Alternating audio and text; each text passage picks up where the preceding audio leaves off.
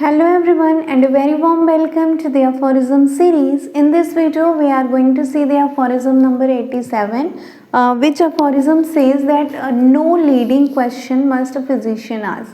What does it mean by leading question and how can a physician ask the leading question?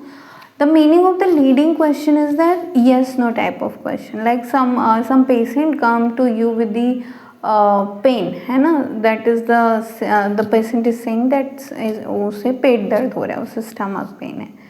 तो मतलब आपने कुछ question किया उससे कि मतलब आपको स्टोन की प्रॉब्लम पहले थी या कुछ भी, फिर आप उसको एग्जैक्ट लोकेशन बता दोगे है ना कि क्या आपको पेन यहीं हो रहा है, तो वो बोलेगा हाँ या ना। Okay, so you don't have to say like this, you don't have to say like this हाँ या ना में पेशेंट आंसर दे, ऐसा आप उसको मौका ही ना दो। ओके, आपको बोलना है कि आपको पेन एग्जैक्टली कहाँ हो रहा है, आप हाथ लगा के बताओ, then the patient will tell कि हाँ मुझे पेन यहाँ पे हो रहा है, तो फिर आप समझ पाओगे कि okay this is the case.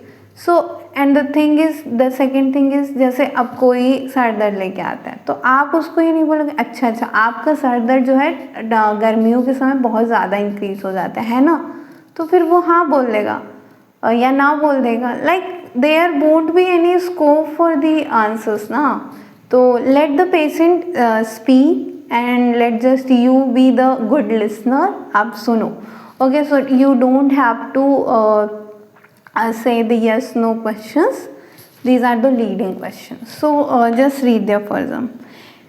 And does the physician obtain more precise information? अब वो more precise information करेगा by framing question. The question should not be yes or no type, else वो mislead आंसर करेगा और आपको किसी भी particular remedy पे नहीं पहुंचाएगा, क्योंकि वो कोई स्ट्रिक्ट आंसर नहीं रहता।